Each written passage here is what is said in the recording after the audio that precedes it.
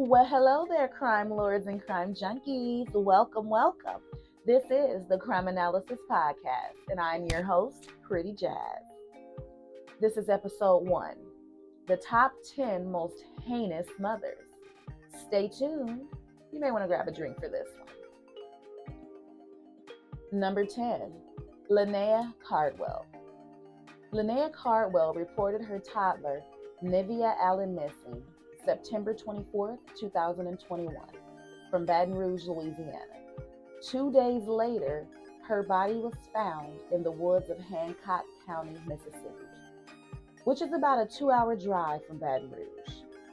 Suspicion fell on Lanaa Cardwell and Cardwell's boyfriend, Philip Gardner.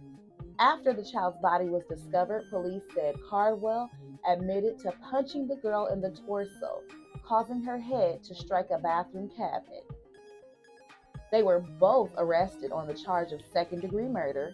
Although both pleaded not guilty, Cardwell was accused of assaulting and murdering the deceased, and it's suspected that Gardner allegedly drove to Mississippi with her in a suitcase to dispose of her body. As of 2022, their fates remain uncertain. Number 9, Susan Smith. The story of Susan Smith: she publicly pretended that a black man stole her vehicle and her 2 boys. The incident became national news starting in late October of '94. However, investigators quickly noticed holes in her story. The suspicion fell on Smith herself. Just 9 days later, on November 3rd, she admitted that she had indeed killed her sons. According to her, she had trapped them inside the car and sent it into South Carolina's John D. Long Lake. Smith avoided the death penalty but was given a life sentence. Number 8, Andrea Yates. Texas woman Andrea Kennedy was a nurse and married engineer Russell Yates. The two started a family, but she exhibited troubling behavior after the birth of their 4th child. She subsequently received a postpartum psychosis diagnosis, though the things devolved following her dad's passing. On June 20th, 2001, Andrea Yates filled the bathtub and drowned all 5 of her kids. 4 of them were then laid on the bed as she called 911 on herself. She was initially set to spend life in jail, but her conviction was eventually overturned. Instead, she was deemed not guilty due to mental illness and placed at the Caryville State Hospital psychiatric facility till this day in Texas. Brianna Thayday. Number 7. As far as unspeakable tragedies go, this is a pretty massive one. In December 2014, Thayday's 20-year-old son came to see his mother. Unfortunately, he discovered 8 dead children, all of whom she had killed. 7 of the victims were Thayday's own, and the 8th was her niece. It had been reported that Thayday was suffering from severe mental issues, including undiagnosed schizophrenia, and it was also said that she was suffering from a mental health episode at the time of the attack. Thayday was therefore found to have been of an unsound mind, so the charges were dropped, and she was sent to a psychiatric hospital for treatment. Number 6, Susan Eubanks.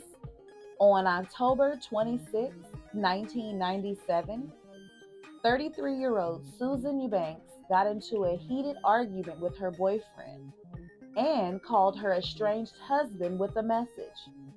She cryptically told him to say goodbye. When the deputies arrived at the house to check on Eubanks, they found that she had attempted to take her own life and kill all 4 of her children. 3 were dead at the scene, and the 4th passed away the following day from his injuries. Eubanks survived and was later convicted of multiple counts of first-degree murder. She was placed on death row, and the Supreme Court of California denied her appeal in 2016. As of 2022, she is still awaiting execution. Number 5, Megan Huntsman. The Megan Huntsman story is a horrifying one.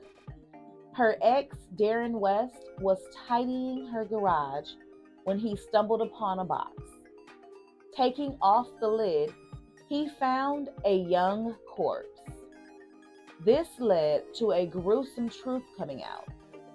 For 10 years, between 1996 and 2006, Huntsman had killed 6 of her and Wes's own children and stashed their bodies away. According to Huntsman, she wanted to help them avoid the terrible life she would have given them. She was apprehended in April of 2014 following the discovery and was later convicted of 6 counts of first-degree felony murder.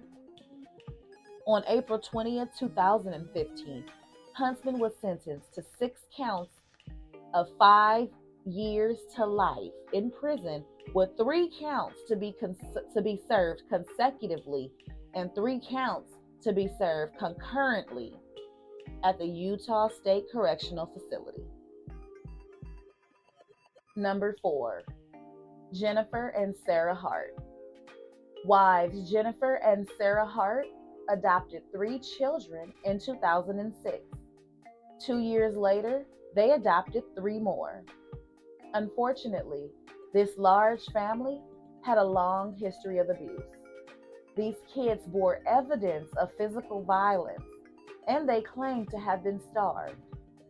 They were taken out of school, and in one famous incident, one of the boys, named Devontae, was photographed hugging a cop and crying. On March 23, 2018, social services attempted to contact the Harts as they had been tipped off by the family's neighbors. Just 3 days later, Jennifer Hart drove their car off a cliff, killing herself, her wife, and all 6 children. Number 3, Gertrude Bazinsky. The most horrific case in Indiana's history, the case of Sylvia Likens. This is the story of Gertrude Bazinsky. Gertrude was a very depressed woman with 7 children. 2 of her daughters befriended sisters, Sylvia and Jenny Likens, at school. The Likens sisters were later sent to live with Gertrude, and the matriarch embarked on an infamous string of abuse. Sylvia was routinely tormented by Gertrude, who sometimes forced her own children and Jenny to help. This lasted for months before Likens' body gave out and she died. The autopsy of Likens' body revealed she had suffered in excess of 150 separate wounds across her entire body, in addition to being extremely emaciated at the time of her death.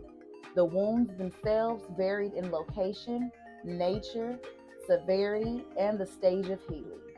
Her injuries included burns, severe bruising, and extensive muscle and nerve damage. Her vaginal cavity was almost swollen shut.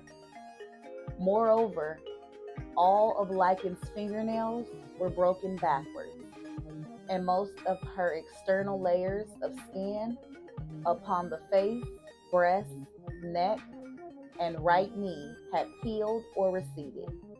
In her death throes, Likens had evidently bitten through her lips, partially severing sections of them from her face. The official cause of Likens' death was listed as a subdural hematoma due to her receiving a severe blow to her right temple. Both the shock she had primarily suffered due to the severe and prolonged damage inflicted to her skin and tissues, plus the severe malnutrition were listed as contributory factors to her death. Gertrude was given a life sentence. Two of her kids and some neighbors received varying convictions and prison terms. Despite the life sentence, Gertrude was paroled in 1985 after serving less than 20 years. She died June 16, 1990. Number 2, Diane Downs.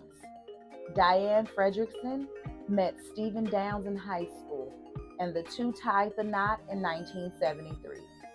They had 3 kids together before splitting up. On May 19, 1983, Downs shot her 3 children and drove them in a blood-splattered car to Mackenzie Willamette Hospital in Springfield, Oregon. Upon arrival, Danny 3 was paralyzed from the waist down. Christy 8 had suffered a disabling stroke, and Cheryl Lynn Downs 7 was dead. Downs herself had been shot in the left forearm. She claimed that she was carjacked on a rural road near Springfield, Oregon, by a strange man who shot her and the children. However, investigators and hospital workers became suspicious because they decided that Downs' manner was too calm for a person who had just experienced such a traumatic event. Her behavior raised eyebrows, and an official investigation was launched. 9 months later, charges were filed against Downs. She was convicted in 1984, and minus one short-lived prison escape, she has been imprisoned ever since. Number 1, Pearl Fernandez. In 2012, Gabriel Fernandez moved in with his biological mother, Pearl Fernandez, and her partner, Isayuro Aguirre. He had lived with both his great-uncle and his grandparents beforehand. Unfortunately, the young boy was severely mistreated by his mom and her boyfriend, and this continued for 8 months. On May 22nd, 2013, Pearl Fernandez called 911 to report that her child, Gabriel Fernandez, was not breathing. Fernandez had been fatally beaten by his mother and Aguirre for failing to clean up his toys. When the first responders arrived, they found him on the ground, naked, with several injuries. Aguirre initially said to them that Fernandez was gay. Paramedics rushed him to the hospital, where the doctors declared him brain dead. 2 days later, he died on May 24th, 2013, at the Children's Hospital in Los Angeles.